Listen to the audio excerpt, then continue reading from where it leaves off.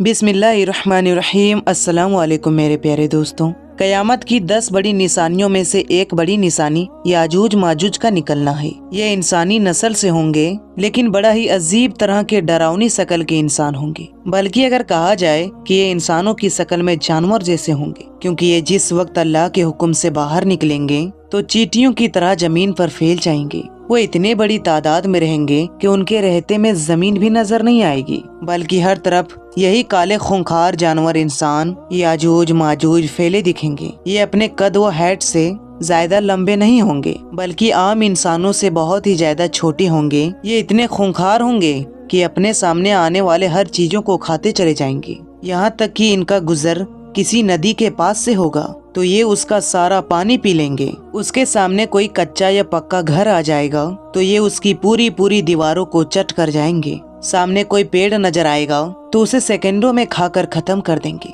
यहाँ तक कि ये सांप बिच्छू बंदर हर चीज को खाते चले जाएंगे। साथ ही साथ ये आदमखोर भी होंगे कि अगर इनके हाथों कोई इंसान लग गया तो ये हजारों के झुंड में उस पर टूट पड़ेंगे और देखते ही देखते उसे पूरी तरह खाकर खत्म कर देंगे। दोस्तों, अल्लाह ताला ने हर उम्मत के लिए कोई न कोई आजमाइश, कोई न कोई चीज पैदा फरमाई है। इस उम्मत में आजमाइश की चीजों में दज्जाल, दापतुल अर्द और याजूज माजूज वगैरह शामिल है। हुजूर सल्लल्लाहु अलैहि वसल्लम ने याजूज माजूज के बारे में बहुत ही तफसील के साथ हदीसों में बयान फरमाया है कि वो ऐसा फितना होगा जो सारी उम्मत के लिए वबाल बनकर सामने आएगा। याजूज माजूज का जिक्र दूसरे मजहबी किताबों में मिलता है कि दुनिया खत्म होने से पहले एक ऐसी खूंखार कौम दुनिया के बीच निकलेगी कि जो सभी चीजों को तबाह बर्बाद कर देगी। असल में याजूज माजूज हजरत नूह अलैहिस्सलाम की औलादों में से एक कौम है कि जिसे अल्लाह ताला ने कयामत तक लोगों के नजरों से छुपाकर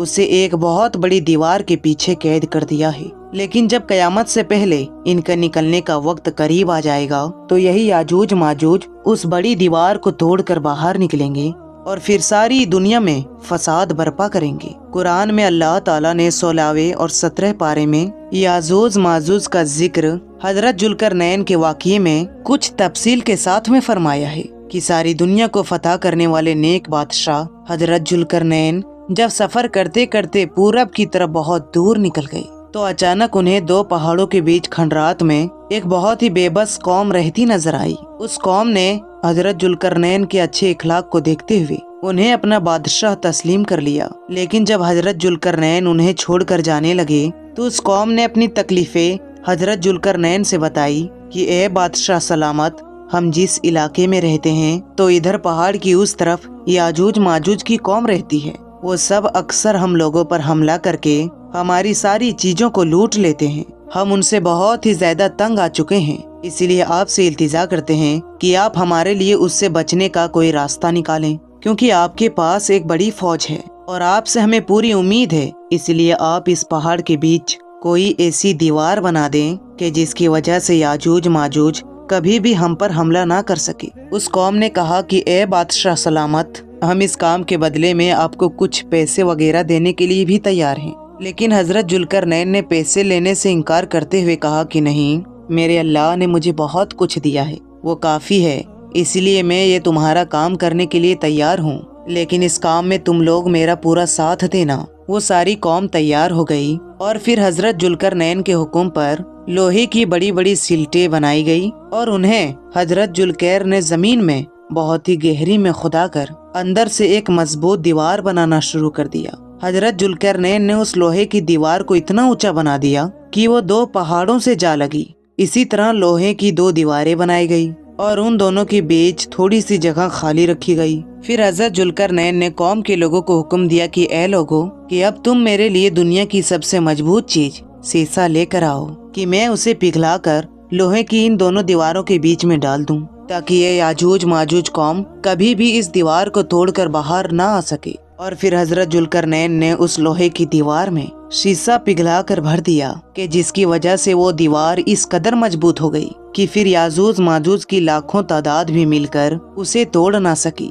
जब वो दीवार बनकर तैयार हो गई तो कौम के लोग हजरत जुल्करनैन के पास आकर उनका शुक्रिया अदा करने लगे। तो हजरत जुल्करनैन ने फरमाया कि ए लोगों, یہ دیوار صرف وقت طور پر تمہاری حفاظت کے لیے ہے، اسی لیے جب بھی میرے اللہ کا حکم آ جائے گا تو یہ دیوار ٹوٹ کر فنا ہو جائے گی اور یاجوج ماجوج لوگوں کے بیچ نکل کر فساد کریں گے۔